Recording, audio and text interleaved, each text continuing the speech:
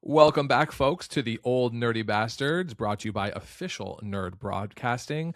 This is your boy SP, joined by my ever so dope co-host Romi, or RC. Romi, say what's up. Just throwing up gang signs. What's up? Yeah, please don't. We're gonna get flagged by YouTube. Oh, true.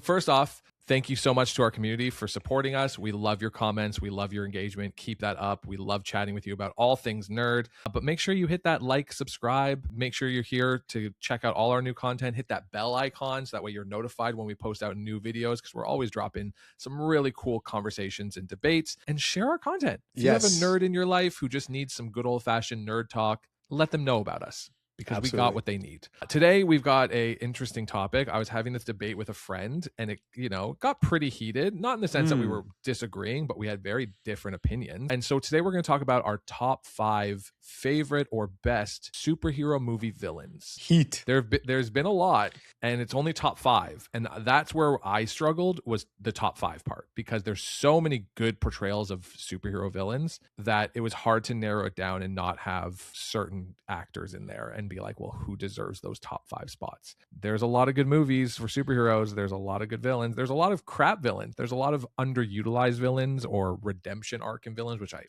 hated about Marvel for a long time, where it was like, or a lot of villains Marvel just killed off. They either die or they just get talked off a cliff, and it's just like, what? Yeah.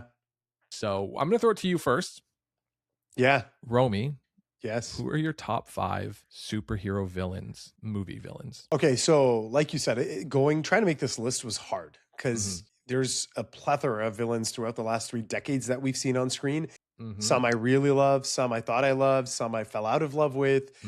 But I think the 5 that I've chosen are concrete villains that will tend to go down in history as villains that like cemented themselves in their universe. And we are going to do some honorable mentions after, because I can't do honorable mentions first in case you have some of these. Yes, that's fair. But we're going to do the 5, my 5, and then I'm going to throw out some honorable mentions and we can discuss.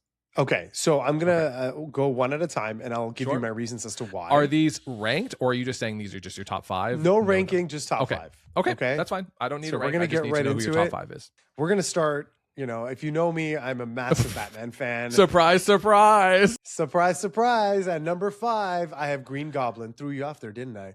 That's right. I mean, I know who you were really going for until I said surprise, surprise, and then I think you pivoted really hard. Poison Ivy from Batman and Robin? Yeah, no. Actually, you were right, Sean, but I'm going to go back to my first choice, which was Heath Ledger as Joker in The Dark Knight. Go figure. Here's the thing. It's hard not to put him on your list. Yeah. Like, he redefined that character in general, and he was the villain, and we've all watched The Dark Knight a million times. Eventually, you're like, I think you're the good guy. I think you're onto something here, man. I think you're right in some aspects. Yes, you're the agent of chaos, and I get all that, but when a school bus full of kids blows up, or like all those things that he mentioned. Like, if a school bus full of kids blows up, he's right. He's onto something. Let's hear him out. Nobody blinks, but if a politician gets shot, it's all over the news. Like, I don't know, man. As I get older, I'm starting to resonate with this character, and he really did redefine the Joker. So it's hard to pick another version. Like, Joaquin was great, and Nicholson was great in what he did, man. His portrayal, which was Jack Nicholson as a Joker. Yeah. But Heath Ledger was lost in that character, which you like, my God. I think we need to clarify here, because we're talking about supervillains, but like mostly performances of supervillains as the villain, not necessarily like they looked cool or they were just because there are a bunch of villains who like looked cool and like were foils to the hero, but the performances were mediocre. No, Heath Ledger not mediocre, just like it's not like it was mind-blowing, but Heath Ledger's your number 1 or one of your top 5. Yeah, for sure. And you also already named one of your 2 top 5s, which is Green Goblin would be the second one. Willem Dafoe. So Willem Dafoe's Green Goblin. Dane DeHaan? Oh yeah, I forgot he was there too. No, let's not talk about him. He was great in Chronicle, but he was great in Chronicle. He was amazing in Chronicle. Yeah, but I would have to say Green Goblin, not just because of nostalgia, and I grew up with Tobey Maguire's Spider-Man, which we did. By the way, if you go back and watch that fight scene between him and Tobey in the first movie, brilliant as hell, dude. Like, he was whooping Tobey's ass all over the place. It was so hard hitting. So I absolutely love Willem Dafoe as Green Goblin. The duality of Norman Osborn and the Green Goblin, he played it so locked well. That in so hard. He nailed it, dude.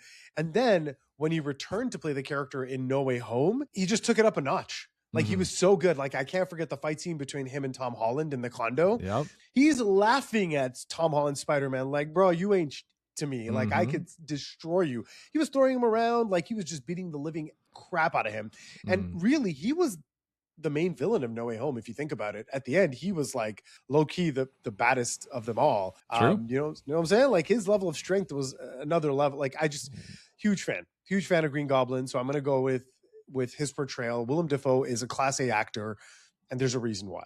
Okay. And number three, going Bane from The Dark Knight Rises. Really? I'm going Bane. And You're I'll tell putting you Bane why. in your top 5. I'm putting Bane in my top 5, and I'll tell you why. Wow. The thing about Bane was that the character, to this day, people quote Bane. It just in life. I'm not talking about like if you're a comic book he's fan. a highly quotable character. He's a highly quotable character. It would be painful.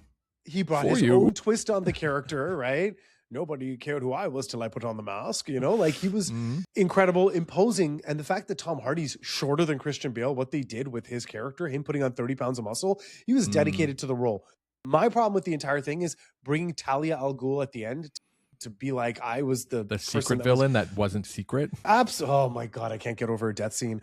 But her like being the chess master of this all, that really pissed me off. And I do think his death, getting shot by the Bat Pod with Catwoman, absolute travesty. But he was the first physically imposing villain in the Dark Knight trilogy that made you go, man, this guy is gonna crush Batman. He should have been the whole thing. The whole thing. Intellect and the muscle behind Absolutely. Everything. And but, like the fight scene in the sewers, still incredible, man. Like Batman screaming for his life, awesome. So I'm putting Bane on that list for sure. Top 3. 2 more. Like, has to be. Then I got Killmonger from Black Panther 1. So here's the thing. I'll give you Killmonger. I think Killmonger's Michael a good B. choice. Jordan, like the first time in a long time in the Marvel universe, setting aside Thanos and Loki, he was the first villain. I was like, dude, impressive. His acting ability, his ability to really transform that character. And not only that, but his messaging behind why he believes in what he believes. Like Killmonger, again, another villain that you kind of go, I think you're right, dude. I think I'm with you on this one. Right. And one of my favorite scenes is that last scene where they're on the cliff and he's been stabbed. And he's like, I'd rather die than be a slave again. Brother, unmatched. So Michael B. Jordan, you get hats off, like hat off to you, man. Like Killmonger, definitely there.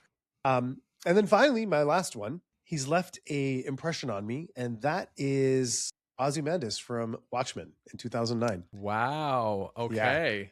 Yeah. I forget the actor's name because he's been in a lot since then. Yeah, I forget his name, but he was incredible. If you've read the Watchmen, The Watchmen is honestly the Zack Snyder film that like front to back is literally Matthew Good. It's literally like page for page what it is. And he embodied Ozymandias so well, dude. And down to the last fight scene when what's his name? Even when he blows up. Oh my God, I'm blanking here. Comedian Rorschach. Dr. Manhattan. No, Rorschach. And then like everything, just even he wins. Ozymandias wins, and it's just so poetic in its own way. And I remember leaving that theater and just going, wow, this performance was really amazing. And I'm not even mad the way that movie ended. So I'm going Ozymandias. That's my list. I'm surprised you picked some of those 5. I definitely think you were onto something for at least 3 out of the 5. That's 2 fair. I am going to question. That's fine. Not to say you're wrong, because this is who you think is the best performances, but I just think there are other villain performances that should take a higher precedent. But the stage is yours, my friend. You go give me your 5. So I'm not going to elaborate on too many of these because we do have some overlaps. Again, Heath Ledger, I think, if my friend who brought this question up to me had both Jack Nicholson and Heath Ledger in his top 5, and I was like, I don't think I can give 2 of the top 5 to a single character. Not to say anything against Nicholson's portrayal. I just think Heath Ledger changed the game with his portrayal of Joker. It was very different than what we got. It was, not expected. It was slightly scary at times. It was unhinged. The performance was just locked in. Anytime that guy appeared on screen, you were focused. You were like, I need to see what this man's about to do. And that, I think, is just a really, what we want to see in a villain. I think that's just a standard now. Is like, I need to be like really invested into this to like see how this is going to play out, because he was on screen and I'm like, let's see what this guy's doing, because it's about to go down. So yeah, Heath Ledger, definitely on my top 5 list. Again, another overlap, Willem Dafoe, Green Goblin. I think you can't not have him. Just the duality, as you mentioned, between the performances, the voice, the way they use his teeth. He had prosthetics for Norman Osborn, but then his real teeth for Green Goblin. His outbursts. Yeah. I think he just embodied, Yeah, I just think he was. Do you have any idea how much I sacrificed? I was like, yeah, I'm all for Willem Dafoe again, and Willem Dafoe's been fan cast as the Joker for a long time, which I think he would eat. I think it would be really cool to see him. I know that they're not going to go that way anymore, but yeah, I think Willem Dafoe's Green Goblin needs to be in your top 5. Number 3 for me, we're going old school. Terrence Stamp as General Zod in Superman 2. I think the best portrayal of Zod. I think best portrayal of Zod. I think he was an imposing character. I think he was, scary for the time. Like, again, different sensibilities back then, but you were kind of worried when he was on screen against Superman. His imposing voice still stays with me, by the way. Yeah, I still quote him, kneel before Zod.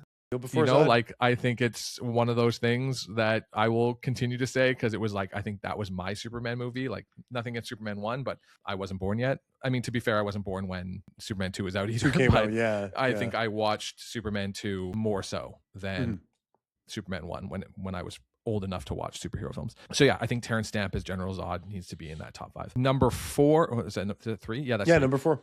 Number 4, I am going to give it up. I was going to put Killmonger on there because he's like on the cusp of me for being up there in 5, but I think I have to give my flowers to Danny DeVito's Penguin. Classic. I think the older I get, the more I appreciate him. I really do. Yeah. I think it was just it was like a sympathetic villain. Like, you get to see how he was kind of raised, and because of his deformities, how he was treated. So there is a sense of empathy there to the villain, where it's like, yeah, you don't agree with what he's doing or the monster he's become, but it's like a nature versus nurture thing. Like, he's treated like a monster his whole life. He becomes the monster that everyone thinks he is. I also loved how they were trying to get him to be like, the tragic the politician, like, vote for me, I have good ideas, but deep inside he's like this sinister. And I just think, remember, he bit the guy's nose. Classic. Yeah, bit the guy's nose off. I just think, and like, again, Batman Returns had some great ones, because you could even talk about Michelle Pfeiffer being a villain. Still the greatest Catwoman. Come at me, I don't care. Still the greatest Catwoman to don't date. Care. And I think I argued with my friend, because I'm like, do we see her as the villain in this? I think more anti-hero, but he argued that in this portrayal she was a villain of the film. Until the ending, though, but that's a and thing. Again, the redemption arc. So like, I wouldn't put her up there, but I definitely think that should be in discussion. But I think Danny DeVito was just solid choice. Solid actor. Choice. And also, like, Batman villains are great, because like Paul Dano is the Riddler. We got to talk about that in the honorable mentions. The honorable mentions have a few. So yeah, I think Danny DeVito's Penguin has to be up there. The 5th one is a little tough, because I think I had Killmonger, but I am going to switch it up. I also feel bad because there's not a lot of great female villains that I can think of at the top of my head. Come at me in the comments. I know who you're going with. But no, I'm going with another man. Alfred Molina as Doc Ock. Dude, how could I forget? I think he was such a good Doc Ock. He played the mentor really well, and the kind-hearted mentor that just snapped and then became so obsessive with continuing his work and proving his brilliance to everyone that, again, you kind of sympathize to it to an extent. Another case of duality. He does it really well. And it wasn't like he was, and then the fact that the tentacles or implant started to have him speak to his arms and like I thought that was really well done. And so like, Spider-Man 2 is up there in terms of my favorite Spider-Man films, and I think Alfred Molina's Doc Ock is one of the reasons it's up there. Not just to say it was a great movie and a great Spider-Man film, but I think he really added to that to make it what it was. Because if he was really shit as Doc Ock, or Doc Ock was very one dimension, I don't think Spider-Man 2 would have had nearly as much. Also, I thought it was really funny. He gets the name of Peter Parker as the photographer from James Franco, and he's like, don't hurt Peter, and his response is to throw a car through the window at him. Like, how did you know he was going to dodge that? He didn't know he was Spider-Man yet. Well, but that wasn't him, though. That was the tentacles taking over. That's probably still like you're like, you need Peter Parker alive so you can find out about Spider-Man. He's like, let me chuck a sedan through his cafe window. One of the best scenes in that film too. Sure, I'm not denying that, but I just thought it was really funny. Like, you kind of overreacted a little bit there. That's not going to do you much good if he's squished. But I think those would be my top 5. Yeah, solid list. So let's talk, while we have a few minutes here, let's talk about those honorable mentions, because I have some on top of my head. Go for it. So when you talked about female villains, again, people could disagree with me on this. Hela from Thor. Ooh, I didn't even think about Hela. Hela was great. Ragnarok, great. Like, overall, it's a great film, and she was such a good villain. Blanchett can do no wrong.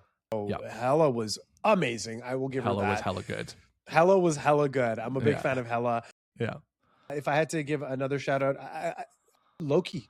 You know, Tom Hiddleston. So I had an argument with Loki and Thanos, but when we're talking about performances, Thanos doesn't have the performance behind him. He is a really great villain and such, but because it was like peppered in throughout multiple movies until you got to like his movie, it just didn't have the same performance. Whereas if you just brought him in and built a solid backstory to get into it, I think it would have been a different conversation. But Loki though has enough character development, and you see him being a villain. And then the redemption arc, right? Like, so you definitely see him as the villain in, I would say, Avengers. I know that he's kind of the villain of Thor, but it's really behind the scenes, so you don't see the sinister and it's more so he's not necessarily acting like a villain as much as he is acting like a god who believes he's better than everyone. It's not until we get to Avengers where you see the villain turn, and then because he has such a redemption arc, I couldn't put him in my top 5 list. Fair, but I definitely think honorable mention is necessary here for sure. I also think Michelle Pfeiffer is in the honorable mention. Hands down. I would also have to give flowers to another person that portrayed Penguin, which is Colin Farrell. Paul Dano's Riddler, the Batman universe, both villains need an honorable mention because like they were unhinged and they were great at playing the villain. And like watching the Penguin show, you also understand his motives as to why he is who he is. But then by the end of it, he is still a villain, like truly a villain. He's a bad person. And I love that. I'm also going to give honorable mention to Hugo Weaving as the Red Skull. He doesn't get enough flowers for that, man. Doesn't not. And I don't think they really put him in enough to be the villain and to really carry that part of the movie. But I think his portrayal and his performance, sad that he didn't come back to play him in Avengers Infinity War. I just think Hugo Weaving as the Red Skull is a really great casting choice. Doesn't get enough attention for. I got 2 more. I do agree with Hugo Weaving, though. One is going to be, and you could clown me for this one, Tim Roth as the Abomination in The Incredible Hulk. I thought about Tim Roth as the Abomination from The Incredible Hulk. I don't think he can make top 5. I don't think he's got the room to breathe as the villain, but I definitely was on board with him during that movie where I was like, oh yeah, this man's crazy pants. And another one. He was. And another one that I'm going to give a shout out to, a lot of people might not agree with me, is Baron Zemo in Civil War. Yeah, I'm not going to give that because he didn't ever seem super villainous to me. We knew he was the antagonist. I'll give you that. I think I just like him as a character. That's what it is more than anything. Yeah. I mean, I get that. And I'm not, we could also talk about like Namor in Wakanda Forever. Like, was he the greatest villain? No, he was the antagonist of the film. Kind of like Jean Grey was the antagonist of Spider-Man Brand New Day. Spoiler alert. Villain. If you haven't figured it out by now, you're not on the internet enough. Sorry. So yeah, there's these like characters who like kind of play a villain but don't play a villain, and that's where I kind of like the ones that we named in our top 5 were villains. Like they were, even though they had some sympathetic or empathetic moments, they were villains. Overall, and I think and honestly, some people are going to hate me for saying it. You can talk about Marvel being better than DC all you want, but DC has the better villains. Without a question. This is not even a debate. DC has the better villains. If we can get a proper Reverse Flash into that universe. Let's not even get into it yet. Mark Strong as Sinestro.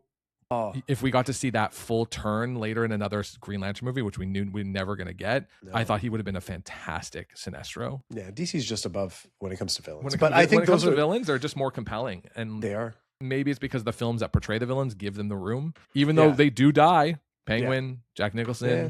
They leave a bigger impression though when they're gone. Do. Right. They do leave a bigger I think impression. I think that's a solid list though, and a good amount of honorable mentions. But but that's the top 5 villains. Let us know in the comments who you think your top 5 villains are. We would love to hear where you're ranking them, why, especially if you think we're wrong and there's other people who should replace ours. Because again, Killmonger for me, it was up there. I even said that to my friend when we were arguing, and I was like, I have to put Killmonger up there. But after I thought about it, I'm like, there's so many other villains, especially from the past, that you really got to get a sense of. So let us know in the comments and share the video with other your friends who want to debate supervillains, because we would love to hear it.